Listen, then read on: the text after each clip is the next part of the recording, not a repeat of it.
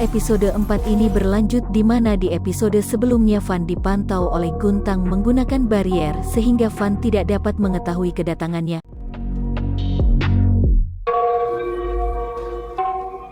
Scene berlanjut dengan Minho dan Joshua yang menemukan wujud arwah Benjule yang telah bersatu dengan Sureyon. Minho masih berusaha untuk menyadarkan Sureyon. Kemudian mereka diserang arwah tersebut dan berhasil menangkap Joshua.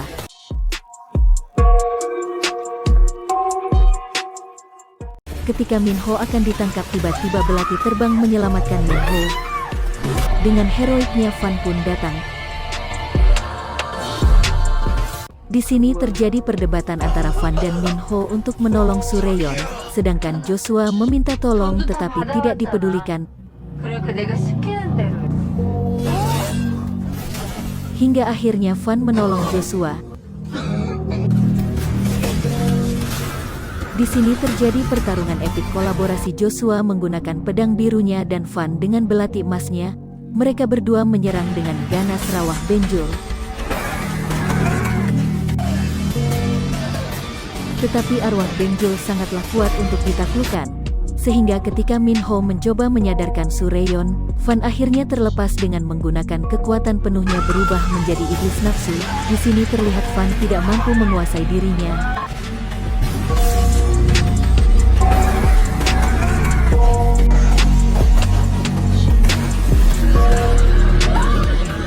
Dan menghajar arwah Benjule serta melepaskan Joshua.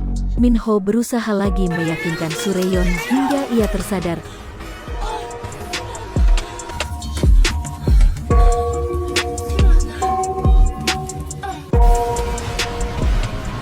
Tetapi arwah Benjul tidak membiarkannya. Ternyata Minho akan dimakan arwah Benjul. Seketika keajaiban pun terjadi.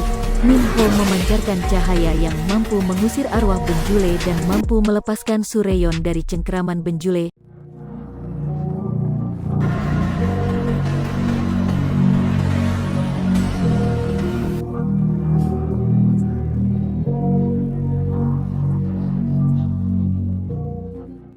Mereka berempat akhirnya bisa terbebas dari dunia arwah Benjul ketika Van menggoreskan belatinya ke tangannya dan membuka portal dengan darahnya.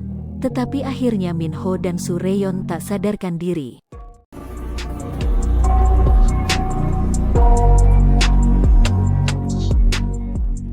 Scene berpindah di rumah sakit, terlihat kondisi Minho yang baru sadar dan dijaga oleh Van.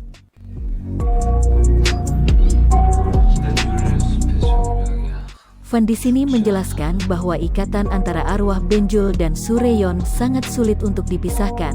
Dan Van menjelaskan juga bahwa arwah Benjul terinfeksi iblis nafsu yang masih mengincar Minho.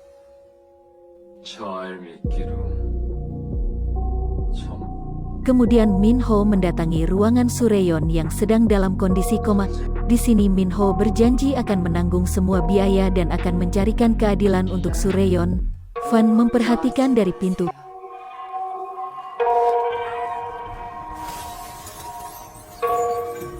Minho flashback di mana di kondisi dia diincar iblis, tiba-tiba dia dihampiri oleh Joshua.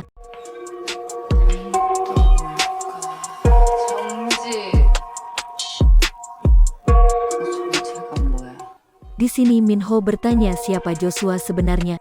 Joshua mengatakan bahwa ia diutus gereja untuk melindungi perempuan dalam ramalan dengan keinginannya sendiri. Joshua meminta Minho untuk menjauhi Van.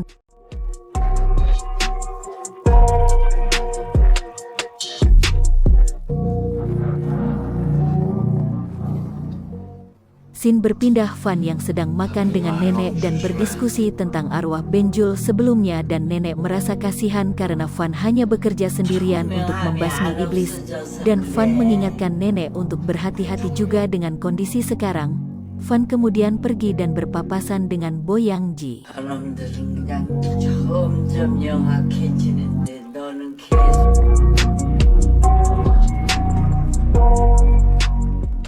Di rumah sakit terlihat Minho sedang menjaga Sureyon. Kemudian ia pergi mendatangi Paman Chang yang sedang memeriksa gambar perempuan berbaju putih. Di sini Minho meminta kepada Paman Chang untuk menyelidiki pemuda yang telah membuat Sureyon seperti ini.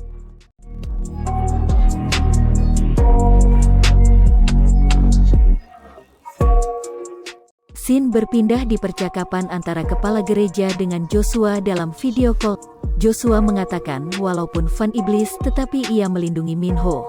Tetapi kepala gereja mengingatkan kepada Joshua untuk jangan percaya kepada Van.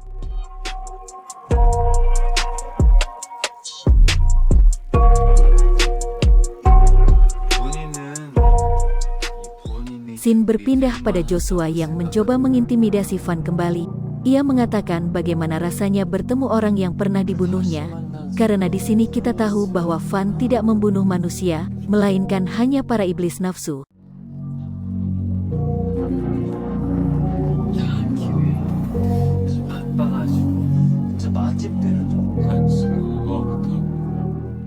Scene berpindah terjadi obrolan antara Paman Chang dan Minho yang telah mendapat informasi mengenai Geyeonju, pemuda yang menyakiti Sureyon.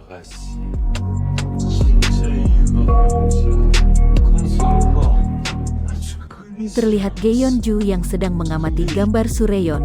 Di sini mereka mencari bukti agar dapat menuntut Geyeonju, karena dia salah satu anak yang memiliki orang tua yang berpengaruh di daerahnya.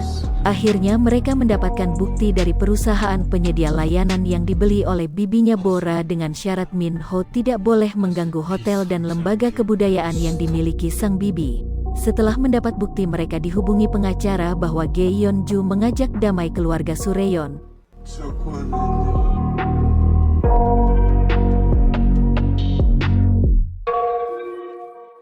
Yang membuat Minho geram dan mendatangi Geyeonju.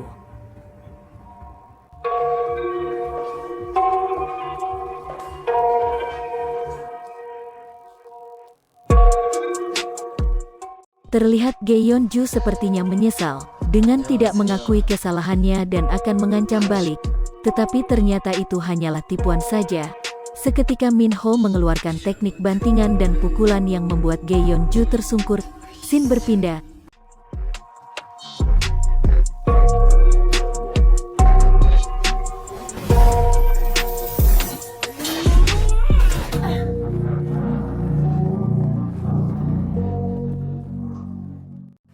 Scene berpindah di ruang kerja Minho yang kedatangan Bo Yang Ji yang menanyakan kondisi Sureyon dan pelaku kejahatan.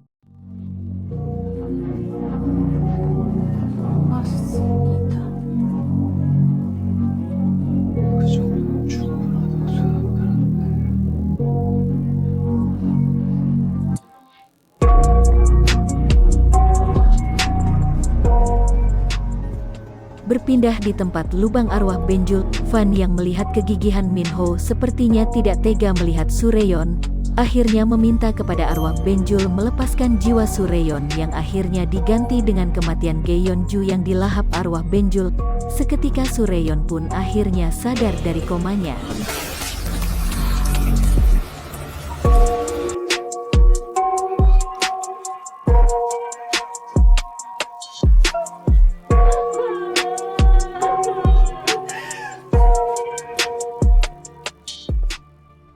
Di sekolah Minho tidak sengaja bertemu nenek Gem yang menanyakan kepada Minho apakah dia tidak mengenalnya.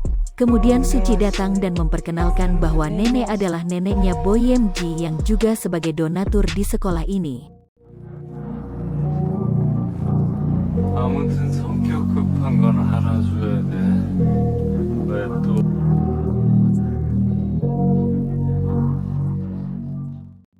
Kemudian Van mendatangi nenek di tangga dan mengobrol bahwa ia yakin Minho adalah reinkarnasi dari Woyong, dan di sini kita tahu bahwa dahulu Won Jong diasuh oleh nenek. Minho tidak sengaja melihat kedekatan antara nenek dan Van, dan kemudian menaruh curiga antara kedekatan mereka. Sambil makan mereka membicarakan tentang nenek Yang Ji.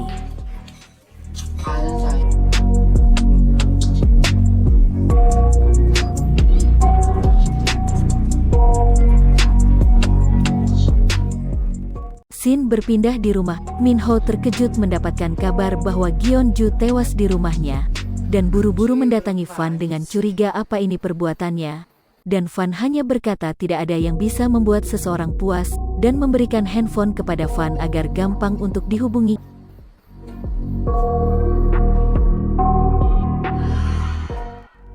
Minho sedang kesal memakan kroket ayam dari Joshua.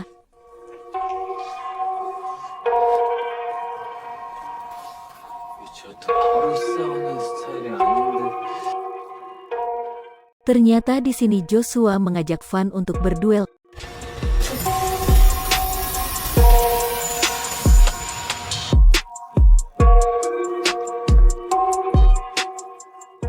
Joshua memancing Van ke sebuah ruangan yang sudah disiapkan Joshua dengan beberapa jebakan. Beberapa jebakan mampu dihindari Van, tetapi akhirnya Van berhasil dipojokkan oleh Joshua.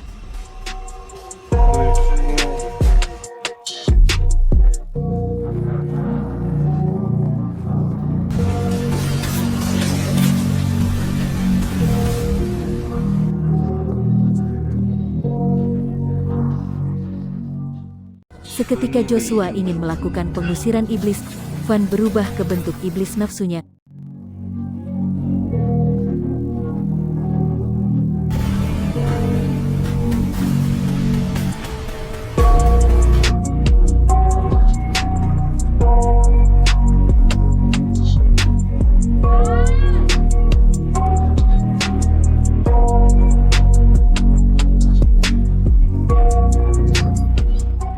Scene berpindah ke Minho yang mencari Van.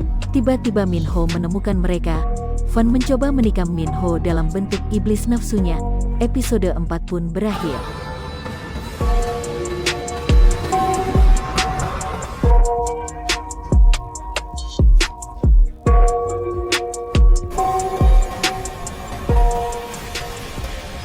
Oke sobat semua, jika video ini menghibur jangan lupa tinggalkan jejak like, komen dan subscribe-nya.